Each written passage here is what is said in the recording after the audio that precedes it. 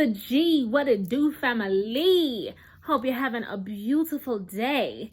I was inclined to make this video because I was watching a video on YouTube, and it was about boys to men, and it was about how people had certain experiences with them, with being pretty much a-holes in the industry. And we hear that often with people who become big time celebrities, big time stars in the public eye, but then they're not really nice people behind closed doors. And I've heard this about so many people to where it's like, you're not really even surprised at that point. And one reason why you shouldn't hold another person to a certain standard, because you have to understand, just because they may be talented, just because they may have more money than you, does not mean that they are not human. That does not give them a pass to just treat people the way they are treated. But when I was watching the video, I was, you know how you do, we scroll through the comments and everything, and someone posted this Bible verse. And, I'm not really an ultimate religious person, but I know that the Bible holds a lot of wisdom. So don't disregard the Bible. You don't have to be super religious, but to know that, it does have some wisdom in it. So I want to share this passage with you. It's from Luke 14:11, where it says, "For whoever exalts himself will be humbled, and he who humbles himself will be exalted." And that really struck something in me when I read that, because quite some time now, I have been kind of I've been kind of healing myself in many ways. And so I was kind of thinking about how I was when I first started It's the G, and kind of how it's progressed and evolved since then. And back when I first started It's the G, I was about 24, 25, and I was just trying to kind of live out a dream. And I wasn't really sure, because I didn't have a vision really towards what I wanted to become. So it started out as an entertainment brand, but I was this young little thing, cute little thing. And, guys hollered at me, boosted my head up, and I just thought I was the ish. And so with It's the G and the radio station, and just feeling like the clout I was getting from it, and the name that I was making for myself, was creating an ego within me. And it didn't really help, because I didn't have the love that I needed within myself, for me to really grow in that type of environment. And so what happened was, I allowed people to come into my life pretty much like sharks and devour me, and devour my essence, devour my soul. And I fell. I was humbled. I was humbled, darling. These last couple of years from that, because what happened was I ended up having a baby, and I wasn't ready for having a baby, but I accepted it with, my heart, my full hearted. I accepted it. I was like, I'm gonna love my child, or whatever. I have faith. And one thing I can say, that in my humbleness, is that I feel like what God had done for me is had mercy on my soul, because I wasn't necessarily someone who treated others badly in that time. I was just very negligent with myself. I was also, I compared myself to others a lot, and I had to be knocked down.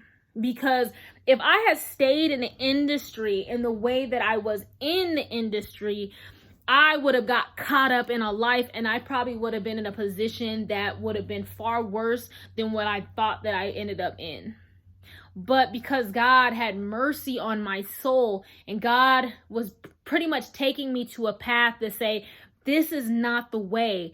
This is not the way that you are meant to go. This is not in your purpose to go. So what happened, I had to be humbled. My ego had to be humbled. I had to get knocked down off that throne, so that I can find the true gems of my soul. I had to discover them within myself by going into a dark space, by getting out of that type of a light, going into a dark space, so that I can re-emerge as who I am destined to be in my purpose, for someone who is doing good for the world. not someone who is doing good for their own ego. Okay. And that is the direction I was going back then. But like I said, that humbleness is not really a bad thing, but it's necessary. You have to be humble sometimes in order for you to truly see where you're supposed to go, because ego can get out of control. Okay. and another lesson that it also teaches within that aspect is that do not treat others bad. Don't treat people bad, because you don't know who they can become. Anybody can come up. Anybody can come up. Anybody. You don't know who that person is in the spiritual realm. You don't know what that person's purpose is for this world. So don't treat anybody like they're less than you. Don't treat anybody like they're beneath you. Don't act like you cannot be humbled and then that person cannot be exalted. That is why to treat everyone like we are spiritual beings, because we do all have a purpose. We are all one, and we all have equal opportunity to be great on this earth, on this planet. And that is what it definitely spoke to my soul reading that passage that somebody posted in the comments. And I was like, well, let me go pull out the Bible and go read that, because that was true. Because it spoke true to my life. And it definitely, I wanted to share this message, and I wanted to share my story, because although I have been taken from a place of exalting, and then being taken from a place where I was humbled, and now I'm in a space to where I find the humbleness within my spirit, because I acknowledge who I am within, and I don't give so much emphasis of who I am without.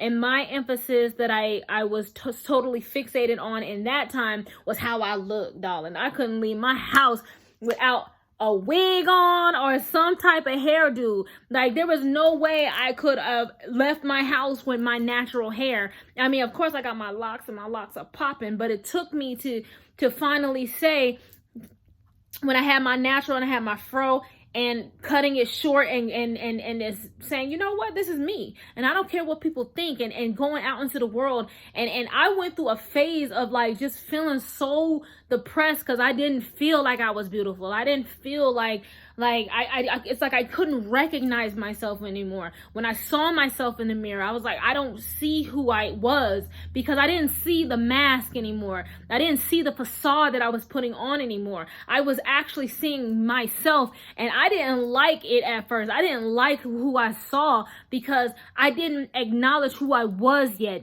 still within. I was seeing myself for who I was. I unleashed all those layers off of me, and I saw the true self of my being. And then I started to work on the jewels of my soul. I started to say, I'm going to work on my body. I'm going to work on my health. I'm going to work on my mental health. I'm going to work on my physical health. I'm going to work on my spiritual health. And then I will focus on that outside glamour and all that other stuff later. But right now I got to build myself up, because I have children. I have 2 daughters that I have to be strong for, that I have a legacy that I want to pass along. So I have to be better. And that is what was in my spirit and in my soul, to where I allowed that humbleness to come in, and I allowed it to come through, and I accepted it. I embraced it, and I love it because of who I am to this day. Right now, I am cool with where I'm at. I am cool with just literally just being like, I can do this all day. Y'all see my yoga hands? I can do this all day. And I will be perfectly content. I don't need to be around millions of people and be in everybody's face, even if that means fake friends, fake people, fake networks. I don't have to be around those people. I am perfectly content with myself. So therefore, the people that I do choose to hang out with are only people that help ignite my spirit, ignite my soul, and I too can give of them too. And one more passage before I close out here, darling. We have in Bible study today.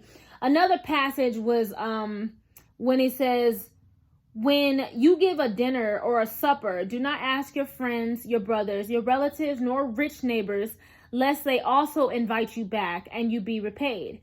But when you give a feast, invite the poor, the maimed, the lame, the blind, and you will be blessed, because they cannot repay you, for you shall be repaid at the resurrection of the just. So, I mean, what I take from that passage is, I mean, I wouldn't necessarily not invite friends and family to something that I have going on, to a feast, but I would also take it as, you know, when you do give of something, when you do give of your soul, when you do have something going on, don't hesitate to do something for others who cannot repay you back. Don't hesitate to say, you know, I'm going to do this for this person. I'm going to do this for that person. And I with no, you know, I'm not doing it because I'm trying to get in their favor so that, you know, they can shout me out. I'm not doing it so I can get into their network and trying to be their friend and buddy.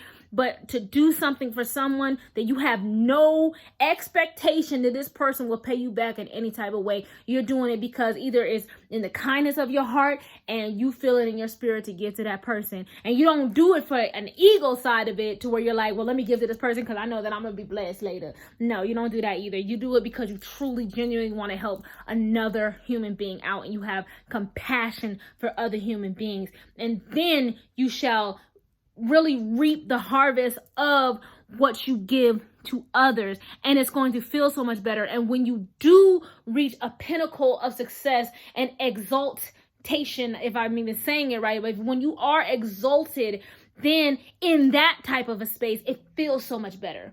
You know what I mean? You're not going to be angry, depressed, mad, sad. You're coming from a place where you're happy, joyful, and just jubilant, right? Because now you have people that love, respect, and appreciate you, as opposed to people that despise you, because it's the energy that you project is the same energy that you receive, okay? So always be a good person. That's the message of the day. Detox your life of all that damn ego, and then allow the jewels of your soul to shine through. And that is all I want to say. Check me out. itstheg.com. Detox your life and rock on.